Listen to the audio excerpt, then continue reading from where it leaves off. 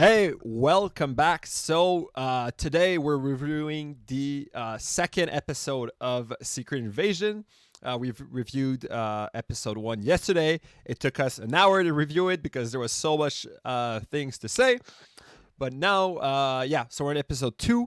We're going to try to pick up the pace, go a little bit quicker. And yeah, did you enjoy this episode quickly before we get into it? Episode 2. What a banger is what I can say really shortly. Yeah. Okay, cool. Yeah. Okay. Well, yeah. Well, I also thought it was great. So I guess let's just jump into it, right? So we'll go into the breakdown. So we were doing a breakdown, but if at some point we want to talk about something that happens at the end of the episode, we're free to jump around, right? Because there's some Sure. things that happens at the end of the episode that's going to impact before, but we're still going to follow the storyline as it goes. And once again, it's spoiler discussion. So if you have not seen the episode 2 of Secret Invasion, go watch it and then come back. All right, episode 2.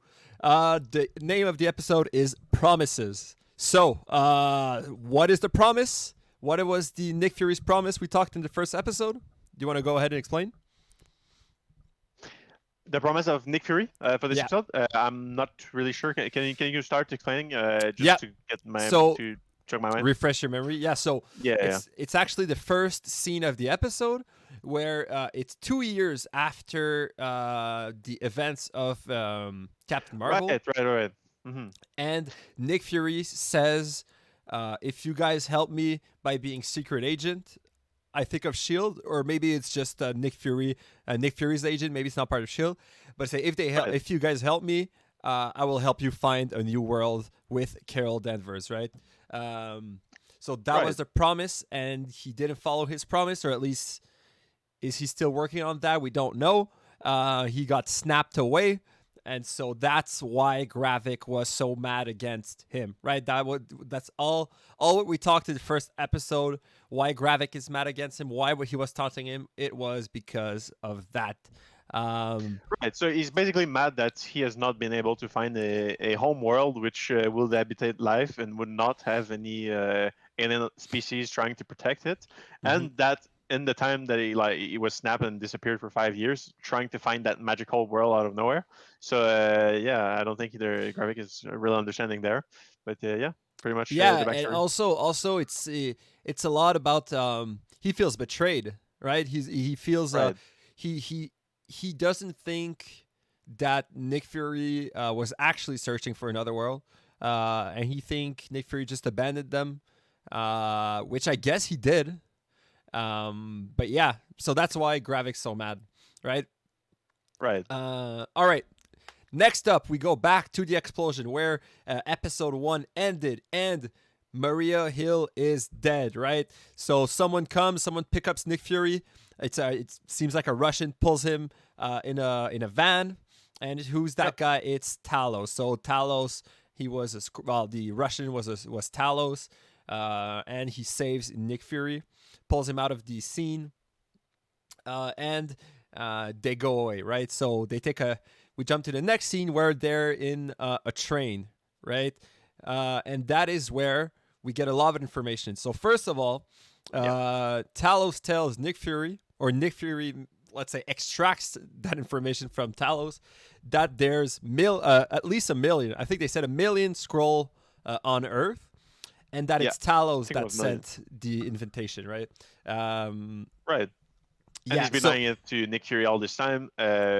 And Talos is supposed to be this scroll that is the most trustable out there. And so we learned that the most trustable scroll is also lying for their own species. So it creates a whole new dynamic where Nick Fury doesn't know what to do, right? So he's been in his mind, he was protecting a couple of hundred scrolls, and now all of a sudden there's millions of them hiding amongst people, and he knows already that there are some of them that are willing to kill the whole human race, and he just don't know what to do at that point, right? Yeah, but for me, I really love that scene because I understand how Nick Fury feels, but I think Talos did the right thing. Like he said Talos didn't think Nick Fury was gonna come back. He didn't know, and all his people were being slaughtered or chased down across the universe. By the Like, crew, yeah. yeah, what would have you done? I would have done the same, right? He didn't know Nick Fury was gonna come back, so he did what he thought was right. And Yeah, honestly, I understand him. I understand completely. I actually thought that Nick Fury was in the wrong in that one. He gets really, really mad against Talos. yeah, I don't know, man. And I think Talos. I think it's at this point that Talos brings up the fact that he believes that Skrulls could live on Earth, right, with the human. right. And it's also at this point that Fury says there isn't enough tolerance or space for Skrulls, right? This is really Right. interesting, especially when you consider the last scene of the episode, which is spoiler. Nick Fury is married to a Skrull, right? So Right. the Does he know? reason Talos doesn't know, but why I want to But bring this up? does Nick Fury know that it's a Skrull, right? That's my question. Or is it like another spy? We don't know yet. No. Oh, really? I thought he knew. Like maybe it's actually like a spy for Talos to make sure that he's like respecting his promise, right? It could be that we don't know yet. I think. Oh, for me, I thought he knew. I thought he knew. I thought the whole scene, how it was filmed, Okay. is you had this scroll inside this house, and then as soon as Nick Fury come up, she's now a human, right? So Okay. Well, yeah, does that's that, yeah. Well, I guess we'll talk about it later. But that's a really good point. For me, I thought Nick Fury was married to a Skrull, and he knew she was a Skrull, and I think that is why he was saying there's not enough tolerance on Earth for the Skrulls, right? Because right? maybe he sees his wife is having a hard time, and that was my interpretation. But if he doesn't know, that would also make sense. Okay, wow, another one, another thing I didn't catch, and yeah, it's really interesting. So, do you have anything to add to this At scene, that point, or yeah? no, no. I just man, there's millions trolls hiding, and even if it was like only like 1,000, it would be chaos, right? And Yeah. now there's a million. Oh yeah. They are The other thing I noted here is that Gravik and Fury kind of have the same point of view here, where they both don't believe Skrulls and human can live together, right? Nick right. Fury thinks That's true. Skrulls should be on another planet, and Gravik thinks, okay, we got to take this planet, right? That's So true. I thought that was really interesting, seeing Nick Fury's point of view, and I think Yep. that for me that was the one time I was like, Nick Fury, I think you're kind of out of line right now. Um, but yeah, all right, Yeah, let's that's an keep it. interesting dynamic. Yeah, For let's sure. keep it going. So, next up, it's a quick scene. It's the plane scene where Maria Hill's body is being transferred to the U.S. And we see Maria Hill's mother, and Nick Fury tells her how she died. Right, so she died because of me, because they were trying to attack me. Right, and the mom answers something along the lines of. Um, the mom answers something along the lines of, "She really believed in your cause. Make sure she didn't die for nothing." Right. Yeah. So yeah, interesting scene. Yeah, let's just keep it going. Next up, we have this is the biggest one. I feel Gaia and Gravik goes in a Russian mansion, and they meet. Do you want to explain who they meet? Do you remember? Yeah, so basically they meet members like presidents of NATO countries. So NATO is like this organization in Europe, and like one the NATO like dirigent, like the NATO, which is also like the president of France, I think, or I'm not sure anymore. But most of them are scrolls, right? So sure that there's like 20 people in NATO that are like having important seats. Like Mm-hmm. 5 of them we know are scrolls, and like their leader, the NATO leader, which like owns like the military of all of Europe combined, is actually like a scroll. And so So yeah, yeah, so exactly. The first thing. Well, before I just want to mention, before Gravik enters and meet the council. Gaia's left alone, right? So Gaia's not in the meeting, so she doesn't know what's going to happen, right? But yeah, so Right. Gravik enters. He talks to the council, and that is like what you said. We learned that all those political leaders are all Skrulls. So the invasion is quite far in, right? So there's already a lot of leaders which are Skrulls, but Yep. they're not all aligned with the cause, with Gravik's cause, right? Yeah. That's the point where Gravik tries to do maybe a coup, and one of the lady promotes him, or Yeah, she was on it yeah, all along, and she pushes for him to become the leader, right? The leader of the council. right. And so we know that the leader of NATO is actually not really in line with Greivik's approach. Like he accepts and he goes with just because he's terrified of what he might do, but still he might like be one of those characters that might flip over later in the show. Yeah, that one. There's an Asian lady. That's the one that's really opposed. An Asian lady. They're all Skrulls, obviously, and she's says something along the lines of, "You don't remember why we're here," and all of that. Anyway, so after that scene, Graphic is now the, how they call it, the general of all Skrulls on Earth, if I'm correct. And of all Skrulls anywhere, I think, even, but all they're Skrulls, supposed to all be on Earth now. So so yeah, that is this is a big one. So Gravik gets a lot more power with this move, and yeah, one of the council member refused to join. That's the Asian lady, and then we have at the end of that scene that Talos asked the Asian lady. So she calls Talos, and he asked her to set up a meeting between him and Gravik, between Talos and Gravik, right? So yeah, that's the end of that scene. That's a big one. We then jump into Gaia following a Skrull into a science lab, right?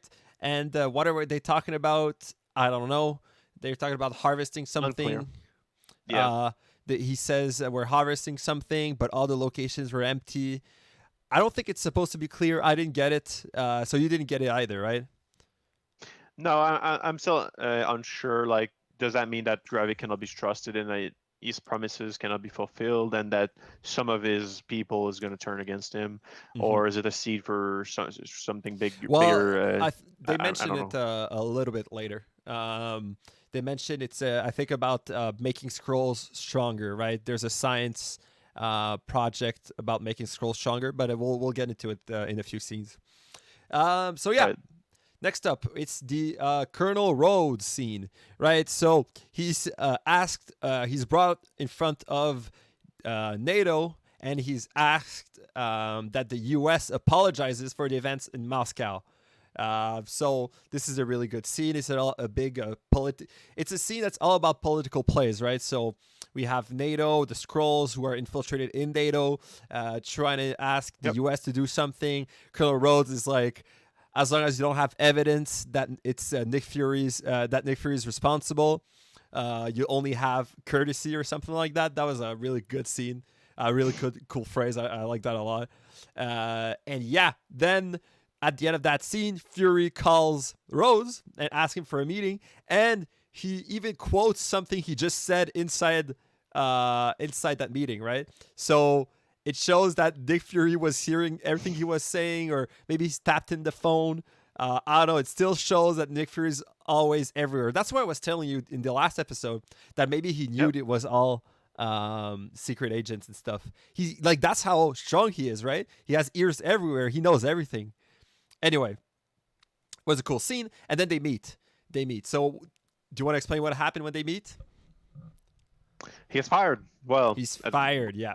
At least the government thinks they're firing Nick Fury, but has Nick Fury says, well, nobody fires him, right? Even if he's out, he's in. Exactly. I have that phrase exactly. I wrote it down. I'm Nick Fury. Even when I'm out, I'm in. So Colonel Rhodes tries to fire Fury. And also Colonel Rhodes, he's the one that volunteered to go fire Fury, right? Right. So yeah, that's what happens. Oh yeah, and there's also one other thing. It's a really important thing. So why aren't the Avengers called? They explain it now. They say we can't call the Avenger because the Skrulls would shapeshift into an Avenger and then frame for terrorist attacks, which would cause chaos. Yeah, so that's the reason why there's no superhero being in this series, right? What do you think about that? Is that enough for you? Does it make enough sense for you, or Well, the Avengers are currently away. It's not specified where, but they are not on Earth right now, so they might be on some intergalactic spatial mission or something. Probably against Kang. We don't know in the timeline yet. But Mm, I feel like it's an ego play, right? So he doesn't want to call the Avengers because he feels like it's his mistake, right? And he wants to make it right. The Avengers would just complicate things because some of them would just want to fight, and then he would have to deal with this whole new like dynamic where like he actually likes Skrulls and he's made them a promise, and like mhm. if the Avengers decide that they just want to fight them, then he won't be able to keep his promise. So he wants to handle that himself, I think. So for you, it makes sense. It's enough Well, yeah, for the character, I think it makes sense. Like for the it's character. It makes complex. It's a sense. complex decision. Like sure, But for me, there's a lot of ego, but there's also like a lot of reasoning behind it, right? So for yeah, I think it me, makes for sense. me, I think it makes sense for the character, but I think it makes no sense for Rhodes. I think that the stakes of this Oh, for battle sure. is so big that if I was Colonel Rhodes, I would call any of the Avengers in a heartbeat. They're so good in science; they could create something to detect those scrolls. Come on, let's be Oh, for sure. honest. Yeah, yeah, yeah. So just call Bruce Banner or like any of those. Bruce Banner because man, if they make Bruce Banner come, the show would end like 2 episodes though. So Yeah, exactly. And you no one need could, and no one could shapeshift into Hulk, right? They would shapeshift yeah. into Bruce Banner, and then he would just go to Hulk at any time and show that he's not a scroll. So No, he would they can't have the Avengers come because the show would be too short. exactly. Yeah, yeah. Well, yeah. But yeah. All right, fine. So that's the reason. Is because if one of the Avengers is being like is getting caught and then a scroll take his place and does a terrorist attack, it would cause chaos. Okay, fine, right? But for me, I think we need at least Rose to at least get to that conclusion because right now he's completely against Fury and he really Yeah. needs to like if eventually he's like okay maybe he's right, maybe he has a point or something, maybe I'll excuse it more, but for me it is still a little bit iffy. But yeah, they couldn't bring For it sure. because it's a Well, if show I was about Nick Skrulls, Fury. I would call my friend Doctor Strange and I would say, yo, Strange, can you do something about these Yeah, alien exactly. shapeshifters?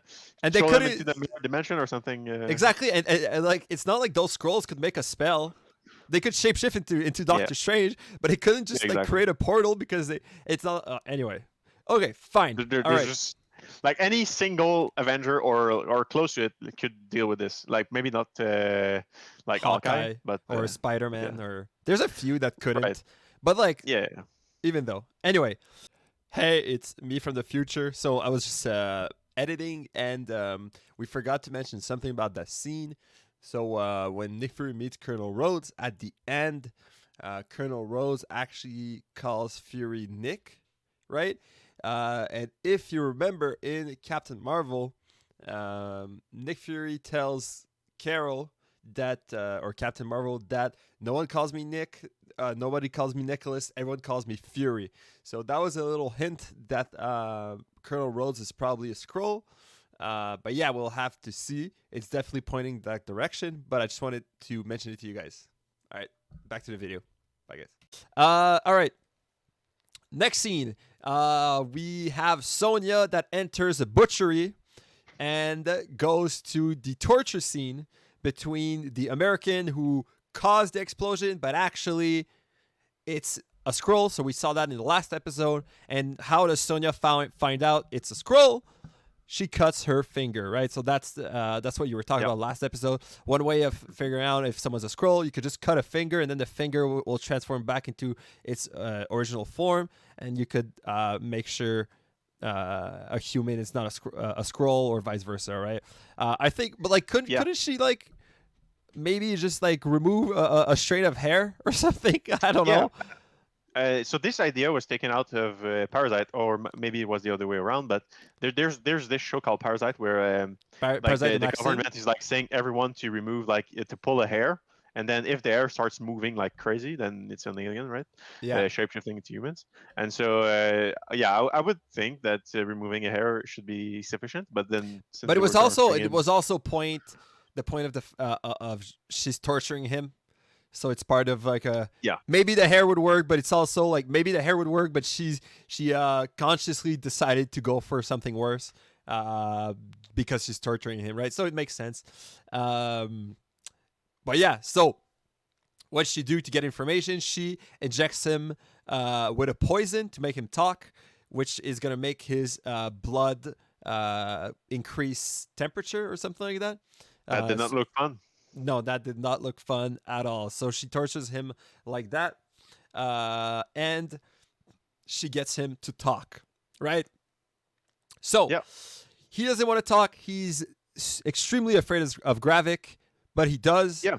What's the information he tells her? She tells him that he's building a machine to make Skrulls stronger, and there's a scientist helping them. I think it's Dalton or Dalton. I'm not sure, but like the name was something like that. The scientist that is helping Gravik make a machine, right? So that's the information he leaks, and by the time he leaks the information, we have Gravik that attacks the butchery, right? He attacks the butchery, and we finally have a cool fight scene.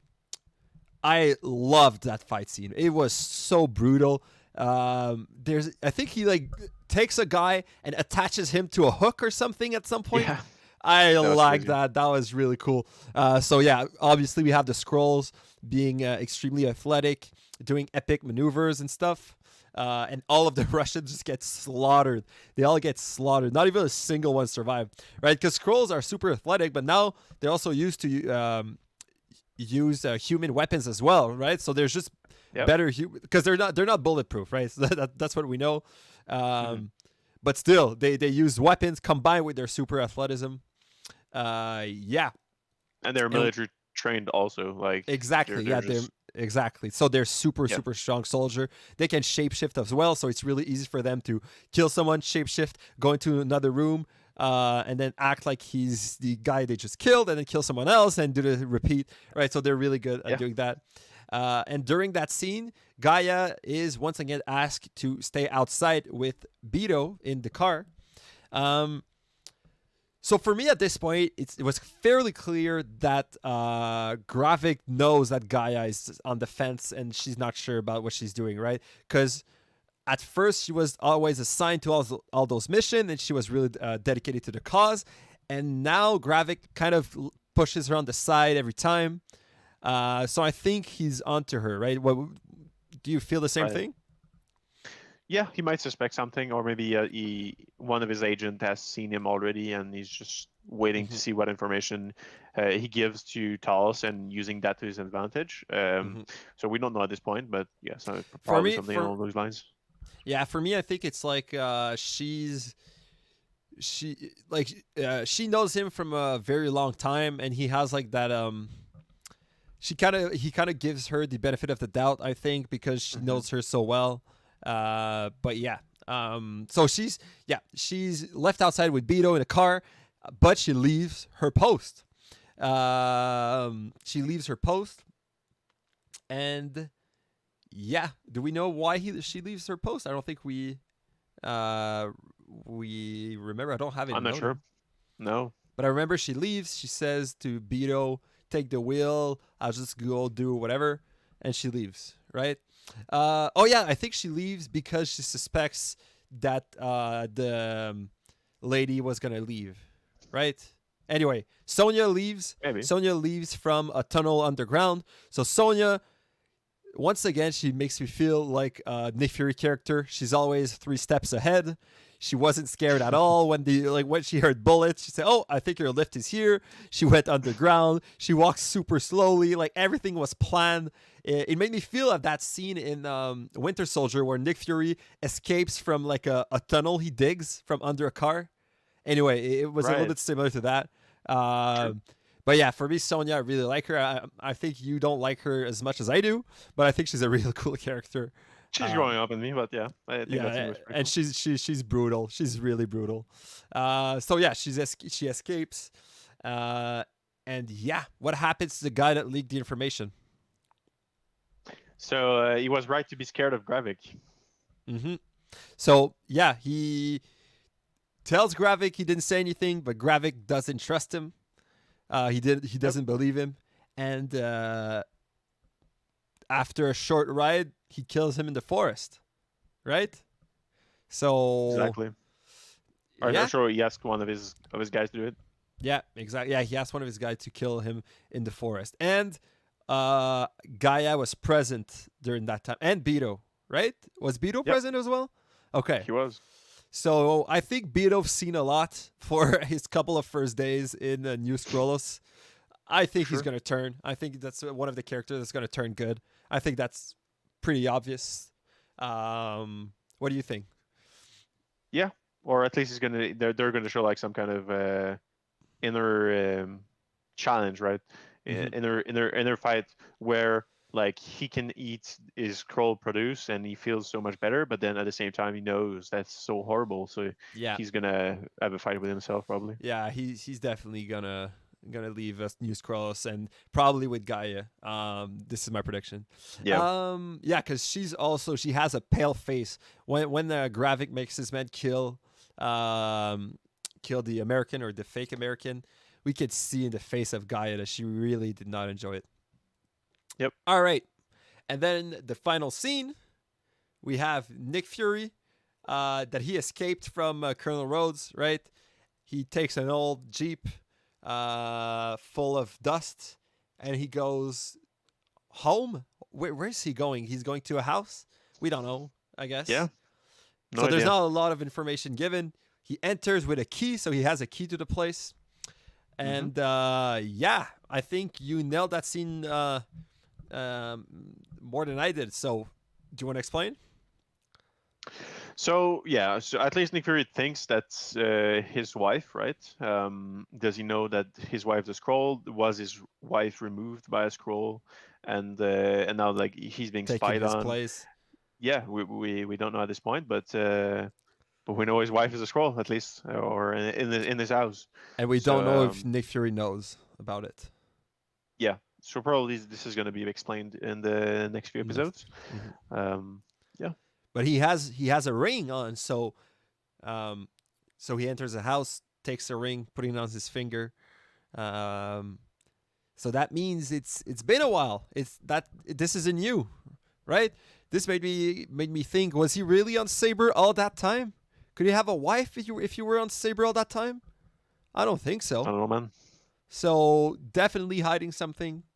Um, and yeah, I think it was another great episode. I have a few other notes about this episode. Uh, there wasn't a lot of action again. But this time we have at least one good action scene, um, which was that action scene was really good. I was glued to that scene the whole time. But we just had a single one. But even though I'm very, very, very interested by the story, um, there's so much Yeah, meaning behind every single scene. It's so fun. Nick Fury, he doesn't even have to fight. He's just such a badass. He's such a great character. It's like the best. I think this all the series, or why I love the series so much, is because it's Nick Fury. Like if it wasn't Nick Fury, I don't think it would be enough for me to enjoy. But he's just I don't know, man. I feel like there's a lot of fight. Like most of the fights though are psychological and not like physical. yeah, But exactly. then But I mean action, like yeah, physical action. Yeah. hmm then But yeah, I could see it with other characters honestly. But I feel like that the whole concept of scrolls being mhm. invaded is just really good. But yeah, Nick Fury is like the cherry on top. Yeah, and all the characters are great for me. All the Yeah. new characters are as well. Agreed. And I really, really love where the story is going. So yeah, let's go for a final verdict. Go ahead. What's your final I think verdict? I'm still at 7/10 here. 7 out of 10. I think you Yeah. last time you gave it an 8, right? Yeah, so I think it was a little bit slower, but also a lot more build up this time. So these points Mhm. are gonna come back in the following episode. I feel like. So for me, 7 is really really good. Like I said, I keep room to grow. Rarely giving tens, but yeah, I really appreciate that episode. Yeah. For me, with everything I just said, once again, I don't really have that much that I didn't like. But yeah, Same. once again, it's still build up. It's a little bit, it's slow, but I'm still glued to the screen the whole time. And for me, I was hesitating again between a 7 and a 10, 7 and an 8. But I'm gonna go Hmm. again with an 8. I think I really enjoy Yeah, this series. makes sense. For me, like Wanda with Vision was a 7, so I think it's really unfair for me uh, Okay, well, to for me give it it. wasn't even close to 7 WandaVision. So Okay, well for so me, if WandaVision for you is a 7, then this is a 14 for me. okay, well yeah.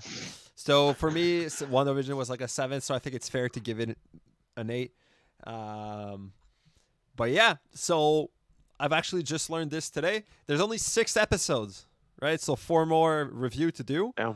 Uh, but yeah, this actually affects my vision of the series because it's starting off well. It's still a little bit slow. We have to pick up the pace and Right. and all those Marvel series have that issue where they start too slow, and this is a great example with WandaVision.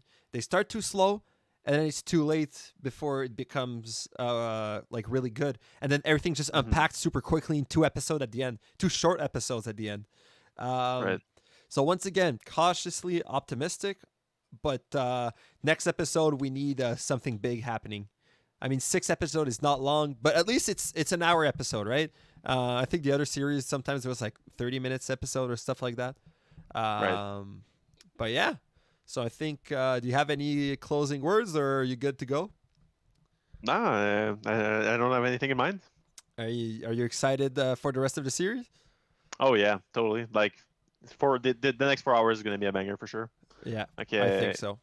yeah. I think so. All right. Well, thank you guys so much for watching again. Yeah. Bye, guys. See you in the next one. Peace out.